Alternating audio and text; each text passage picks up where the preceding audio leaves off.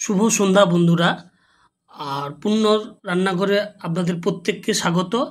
যারা এখনও পর্যন্ত আমার এই পূর্ণ রান্নাঘর চ্যানেলটিকে সাবস্ক্রাইব করেননি তাদেরকে বলছি আপনারা সাবস্ক্রাইব করুন, পারলে শেয়ার করুন আর আমাকে উৎসাহিত করুন প্রতিদিন নতুন নতুন ভিন্ন স্বাদের রেসিপি আনার জন্য। বন্ধুরা, আজ আমরা বানাবো পেশোয়ারি চিকেন। এই পেশোয়ারি চিকেনের জন্য আমরা নিয়েছি 1 কেজি মাংসের 1 কেজি পরিমাণ মাংস। আর এই পেশোয়ারি চিকেনের জন্য মাংসের টুকরোগুলোকে একটু বড় বড় করতে হবে। আর নিয়েছি 500 গ্রাম মতো টমেটো, সামান্য কিছু পরিমাণ চেরা কাঁচা লঙ্কা, সামান্য কিছু পরিমাণ গোটা গরম মশলা, আর নিয়েছি ফেটে রাখা 200 গ্রাম টক দই, সামান্য 25 গ্রাম আদা আর 25 গ্রাম রসুনের পেস্ট, আর নিয়েছি 300 গ্রাম সরিষার তেল, আর নিয়েছি 2 চামচ মতো হলুদ গুঁড়ি, 2 চামচ মতো কাশ্মীরি রেড চিলি পাউডার, ধনে গুঁড়ি, জিরে গুঁড়ি, আর নিয়েছি একটি চিকেন মশলা পাউডার, আর নিয়েছি সামান্য পরিমাণ কোচানো ধনে পাতা। বন্ধুরা, কড়াই গরম হয়ে গিয়েছে। আমরা পেশোয়ারি চিকেন রান্না করার জন্য দিয়ে দিচ্ছি সরিষার তেল।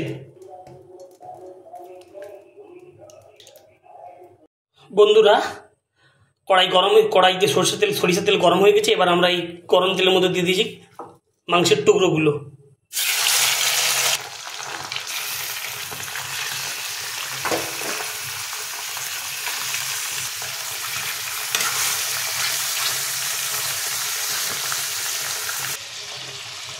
বন্ধুরা, এরপর আমরা যোগ করে দিচ্ছি গোটা গরম মশলা।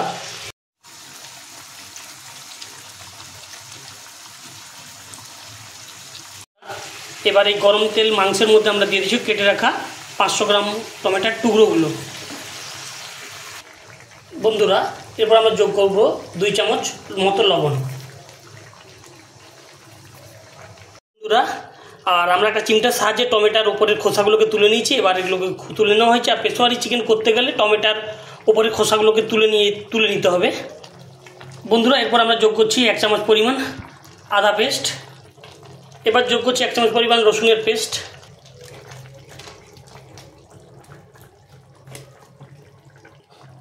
বন্ধুরা, এরপর আমরা এইতে যোগ করব 2 চামচ এবার আমরা যোগ করব লঙ্কা গুঁড়ি, হলুদ গুঁড়ি, জিরে গুঁড়ি আর ধনে গুঁড়ির মিশ্রণ।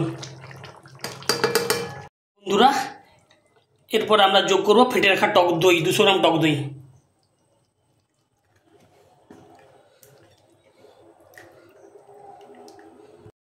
বন্ধুরা, এরপর আমরা যোগ করব চিকেন মশলা পাউডার।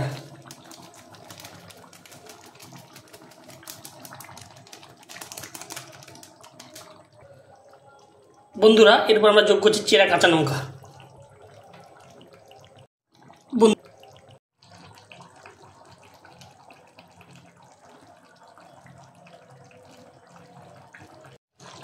বন্ধুরা, পেশোয়ারি চিকেন আমাদের প্রায় হয়ে আসছে। এরপরে মধ্যে আমরা যোগ করছি কুচানো ধনে পাতা।